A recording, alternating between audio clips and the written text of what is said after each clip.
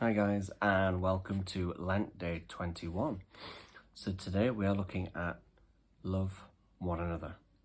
This is through John's Gospel, chapter 13, verses 31 to 38. Jesus began to speak. Now the Son of Man is glorified. He said, now God has glorified in him. And if God is glorified in him, God will glorify him in himself and glorify him at once. Children, I'm only with you a little longer.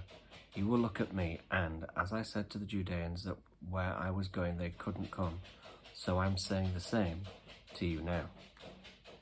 I'm giving you a new commandment, and it's this: love one another, just as I have loved you, so you must love one another. This is how everybody will know that you are my disciples, if you have love for each other. Simon, Peter spoke up. Master, he said, where are you going? Where I'm going, replied Jesus, you can't follow me just now. You will follow later, though. Master, Peter replied, why can't I follow you now? I will lay down my life for you. Will you really lay down your life for me? Smiled Jesus. I'm telling you the solemn truth. By the time the cock crows, you will have disowned me 3 times.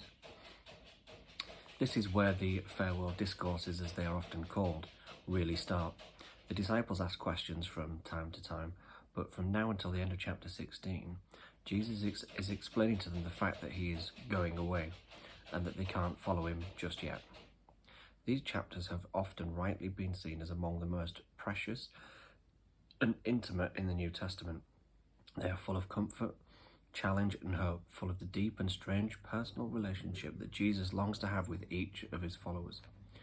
We shouldn't be surprised that they are also full of some of the richest theological insights, of a sense of discovering who God really is and what he's doing in the world and in us. Where you find true devotion, you often find rich theology and vice versa. Shallow thinking and shallow loving often keep company. This is only the second time that Jesus has spoken of the Son of Man being glorified. Before this moment, he has spoken of God being glorified and of the Son of Man being lifted up. Now he puts the two together.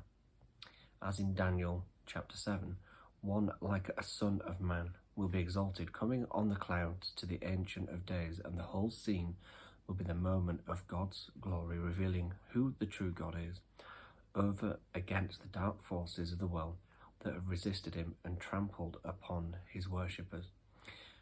You can feel the excitement in verses 31 to 32. Glory, glory, glory. Jesus is overwhelmed with glory, with the coming events as the unveiling of God's glory, with his own vocation rushing towards its conclusion and bringing God glory. He is also overwhelmed by the fact that he is going to leave the disciples behind. He has only been with them a short while, and now he must go. Few teachers would be able to face such a moment without qualms. The disciples have learnt so little, understood so little, grasped so little of what their wonderful Master has been doing in their midst. How will they cope without him? The next 3 chapters will provide the answer as Jesus makes the disciples solemn promises about the coming of the Holy Spirit, who will continue to guide them as he himself has done. But before he even gets to that, he has something else to offer them. The simplest, clearest and hardest command of all: love one another. He describes it as a new commandment. Love, of course, is central in many parts of the Old Testament. The book of Leviticus commanded the Israelites to love their neighbours as themselves. But the newness isn't so much a matter of never having heard words like this before. It's a matter of the mode of this love, the depth and the type of this love. Love one another in the same way that I have loved you. This is to be the badge that the Christian community wears before the watching world. As we read verse 35, we are bound to cringe with shame at the way in which professing Christians have treated each other down the years. We have turned the gospel into a weapon of our own various cultures. We have hit each other over the head with it, burnt each other at the stake with it. We have defined the one another so tightly that it means only love the people who reinforce your own sense of who you are. Like a child returning to the question he wanted to ask after the conversation he moved on elsewhere, Peter harks back to what Jesus said in verse 33, And even though verses 34 and 35 contain some of the most beautiful and challenging words ever spoken, once again he and Jesus banter to and fro, with Peter blustering away and saying whatever comes into his head. This time, though, the conversation suddenly runs into a brick wall.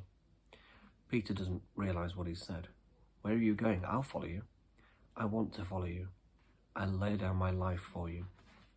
"Will you really, Peter?" replies Jesus, and we can see the soft, sad smile as he says it.